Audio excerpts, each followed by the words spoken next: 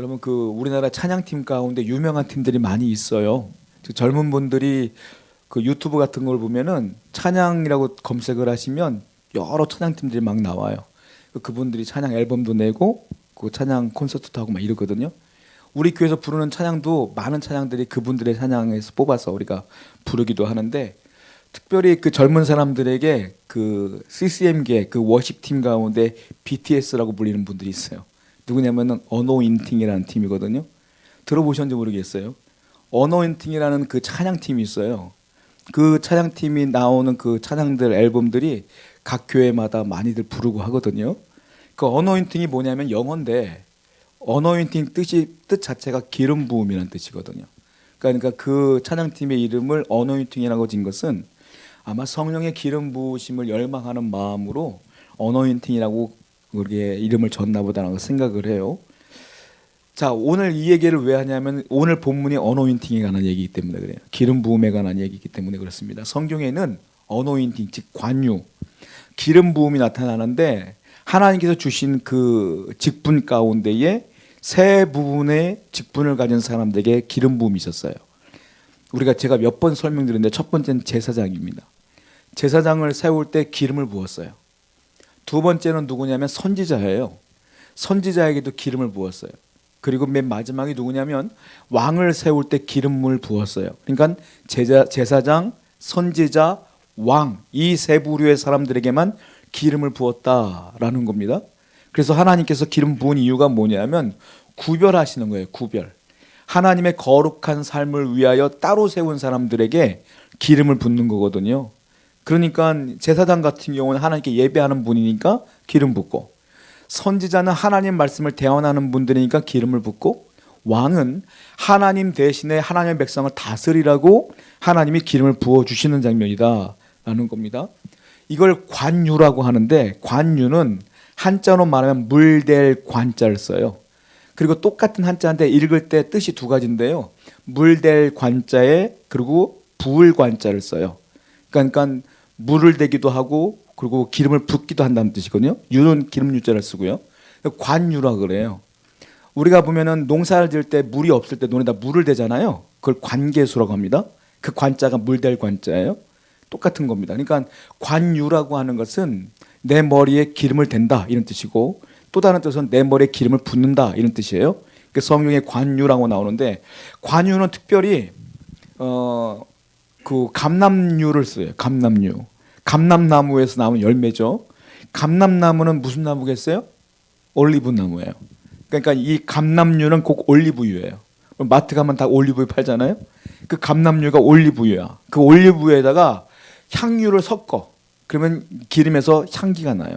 그래서 만들어 놓은 다음에 그걸 가지고 왕과 제사장과 선지자를 세울 때 붓는 겁니다. 이스라엘 성지순례 가시면 그 길거리에 기름을 팔아요. 요만한 거에 팔고 이만한 팔아요. 가끔 청년들이 성지순례 갔다 오거나 유럽 갔다 오면 들려가지고 예전에 저한테 기름을 막 사다 줬거든요. 이거 가지고 어떻게 하는 거냐면은 기름을 손가락에 발라다가 기도해 줄 때 안수할 때 이마에 이렇게 찍어줘요. 그 이스라엘 사람들 그렇게 하거든요. 그렇게 찍으라고 난 이상하다 하고 안 찍었거든. 난 그렇게 찍어주면서 성령이 막 임하신다나 막 이런 게 있어요. 그래갖고 그걸 주고 했는데 한 번도 안 쓴 기억이 있어요. 그걸 감람유라고 그래요. 그걸 관유라고 하는데, 그래서 이 성경에 보면 기름 부음이라는 단어는 세 가지로 나눌 수가 있는데요. 기름을 붓는다, 말 그대로 관유를 붓는다 이런 뜻이 있어요. 오늘날에는 그러면 아까 말씀드린 것처럼 제사장, 뭐 선지자, 왕을 따로 세운다라고 했으니까 우리가 현대 사회에서 하나님께 따로 세우신 자는 누구라고 생각합니까? 대부분 목회자 이렇게 생각하잖아요. 그러니까 목회자만 따로 세웠으니까 목회자만 따로 구별했나 보다, 목회자만 거룩게 살아야 되나 보다, 그렇게 생각하시면 안 돼요. 왜냐하면 성경은 베드로전서에서 저나 여러분이나 똑같은 직분이거든. 성경을 볼까요? 베드로전서 2장 9절 말씀입니다. 시작. 그러나 너희는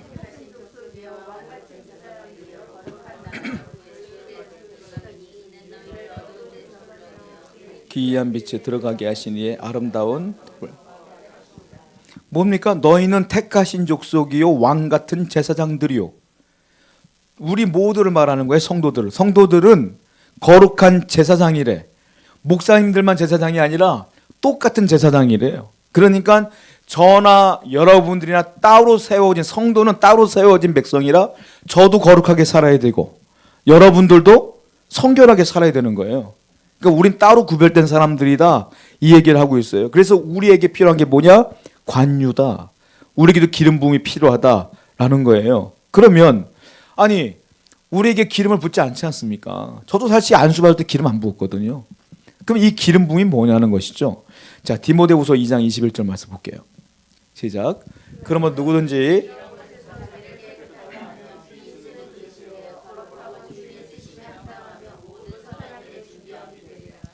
이런 것에서 자기를 깨끗하게 하면 귀히 쓰이는 것이 된다. 즉 이 말은 모든 성도들, 목회자를 비롯하여 모든 성도들은 다 거룩하고 깨끗하게 살아가야 된다. 그래야 쓰임 받는다.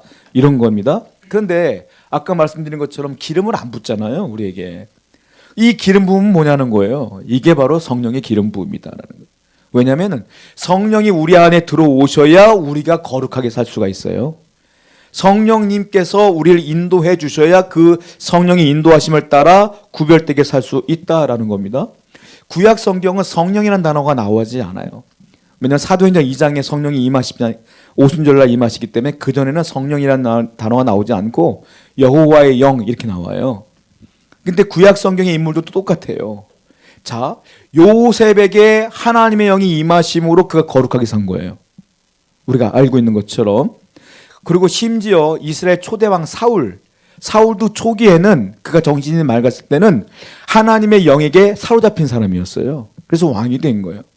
다윗은 두말할 나위 없어요. 다윗도 하나님의 영이 늘 함께했기 때문에 다윗이 된 거고, 기드온도 그렇고 구약 성경의 인물들을 보면은 다 하나님의 영의 기름 부음이 있었기 때문에 거룩하고 구별된 삶을 살았다라는 겁니다. 구약 성경의 선지자 엘리야, 이사야 이런 분들 보시면 다 여호와 영이 임하여 가라사대 이런 말씀이 나와요. 하나님의 영이 임하시니까 말씀이 들리는 거란 말이에요. 그러니까 모든 사람들은 아까 말씀드린 것처럼 죄인인데 하나님의 기름 부으심이 없으면 거룩하게 살 수가 없어요. 그러니까 우리에겐 필요한 게 뭐냐? 거룩한 하나님의 기름 부으심이다. 이것을 체험해야 된다는 겁니다. 두 번째, 이 관유라는 게 기름 부으심이 뭐냐면 오늘 본문에 보면 치유의 의미가 있어요. 치유. 여러분 기름이 이스라엘 사람들에게는 뭐냐면은 약이에요. 약. 그러니까 아픈 사람들을 붙들고 뭐 하냐면은 이 기름을 발라줬거든요. 우리가 성경을 읽을 때 스킵하고 넘어가는 게 많았는데 오늘 좀 자세히 볼게요. 시편 23편 5절 말씀입니다. 시작. 주께서 내 원수의 목전에서 내게 상을 차려주시고, 다윗이시죠. 기름을 내 머리에 바르셨습니다라고 말하는데 이게 뭐냐면 다윗은 목동이었어요. 양을 치는 사람이었어요. 자, 양이 아프면 그 당시에 치료약이 뭐였냐면 기름이었어요. 양이 상처가 나면 거기 기름 발랐어. 우리나라 어머님들 우리 벌쓰면 뭐 발랐어 옛날에? 된장 발랐어. 그런 거요. 그러니까는 이스라엘 사람들은 양이 아프면 기름 발랐어. 이렇게. 그러니까 내 머리에 기름을 발랐다는 것은 하나님 나를 치유해 주옵소서 이런 뜻이에요. 나를 고쳐주세요라는 뜻으로 다윗이 이 시를 쓴 거란 말이에요. 그러니까 기름은 치유야. 하나님의 영 기름 부으심이었으면 내가 치유된다는 의미예요. 또 볼게요. 누가복음 10장 34절입니다. 시작. 가까이 가서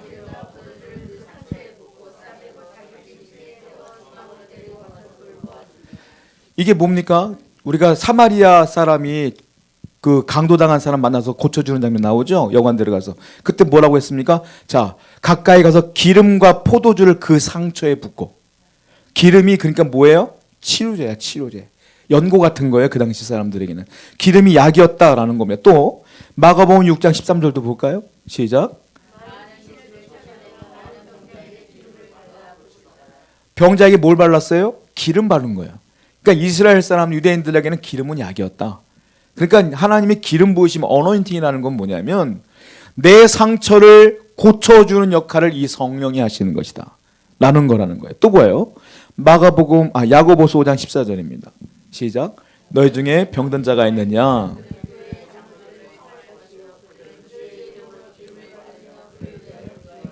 병든 자가 있느냐? 첫 번째 해야 될 게 교회 장로들을 불러라 했어요. 여기서 장로들은 우리가 알고 있는 장로님들이 아니라 이 당시 장로는 목회자를 말해요. 목사들을 말하는 거야. 그러니까 몸이 누가 아프면 목회자를 초청해라. 그리고 기도를 해라. 그리고 또 하나 있어요. 뭡니까? 그리고 기름을 바르며 그를 위해 기도하라. 약을 바르면서 목회자를 초청하여 기도하라 이 말이에요. 한마디로 말하면.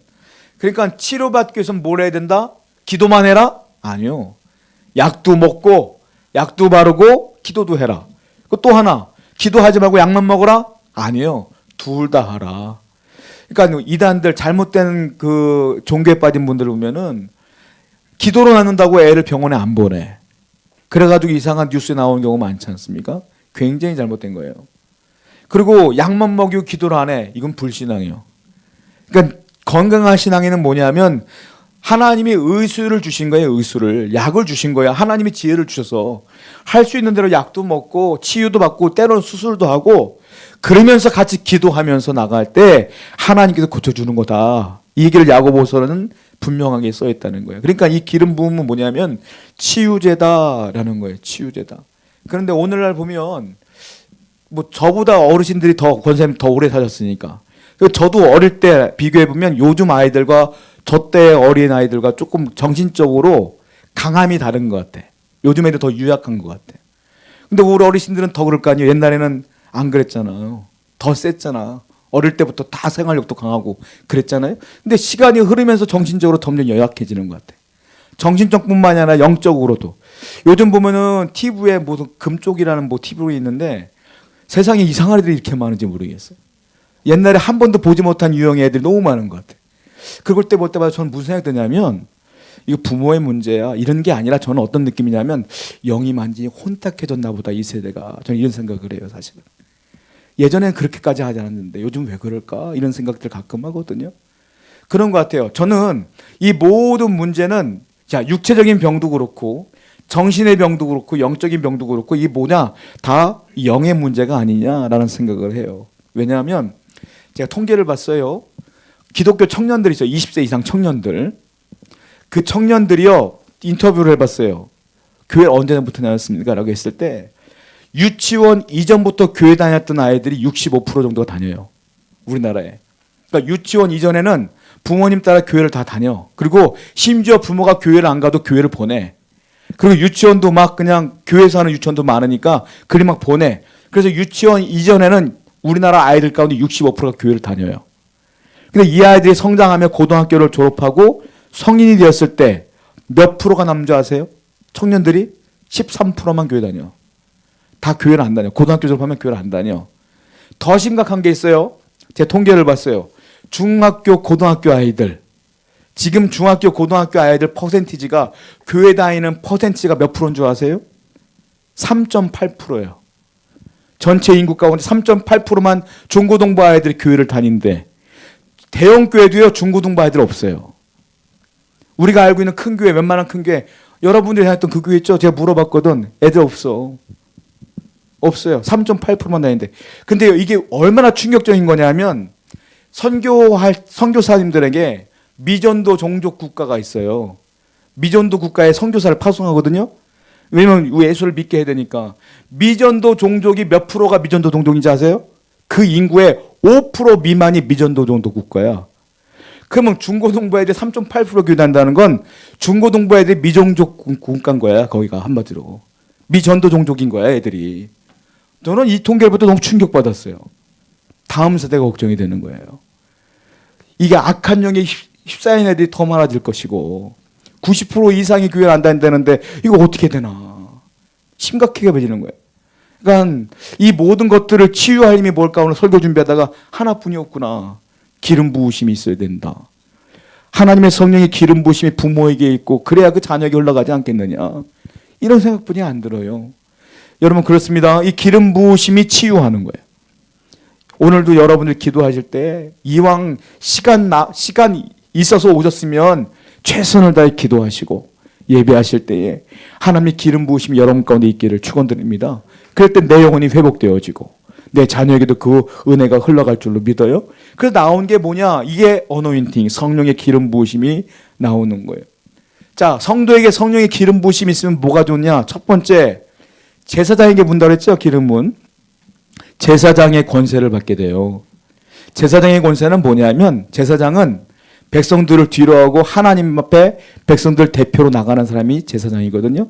즉 제사장의 권세는 뭐냐? 하나님과 통한다 이 말이에요. 성령의 기름 부음 받은 사람만이 하나님과 통하는 겁니다. 내 안에 성령을 따라 사는 사람만이 하나님과 통해요. 두 번째 제사장은 어떤 사람이냐면 백성들을 위해 중보기도 해주는 사람이거든. 그러니까 하나님의 영이 이 안에 있는 사람들은 다른 사람을 위해 기도할 수 있어요.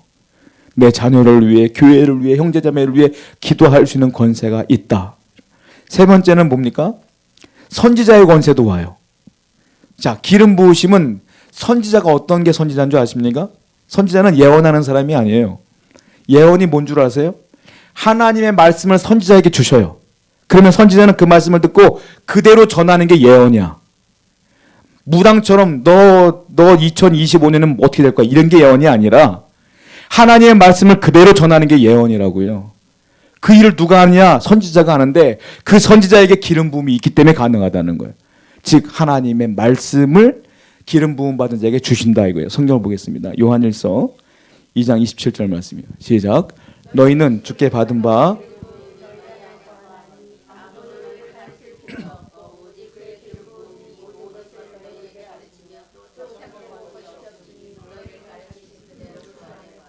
그래서 성령이 충만한 사람은 성경을 읽을 때 해석이 되어지는 거예요. 성령이 충만하면 설교 들을 때 은혜가 되어지는 거예요. 그런데 성령이 기름 부으심이 없으면 설교를 들으면 졸리기도 하고 뭔 말인지도 모르겠는 거야. 그 사람이 미국 뉴욕의 어떤 유수한 대학을 나와도 못 알아듣는 거예요. 근데 나는 대학도 안 나왔으나 하나님의 성령이 내 안에 있으면 말씀이 들려와요. 깨달아져요. 이게 누구냐? 성령이 하시는 일이라는 거예요. 그러니까 성령은 성경 말씀을, 하나님 말씀을 깨닫게 해주신다. 그래서 우리에게는 성령의 기름 부으심이 필요하다라는 겁니다. 자, 메시아의 뜻이 우리가 히브리어로 메시아가 헬라어로 뭐라 그랬죠? 그리스도. 그 메시아와 그리스도의 뜻이 뭐죠? 기름 부음 받은 자. 우리 또한 예수 그리스도를 믿음으로 누구나에게 성령의 기름 부음 받음이 있기를 축원드립니다. 우리 기도하겠습니다.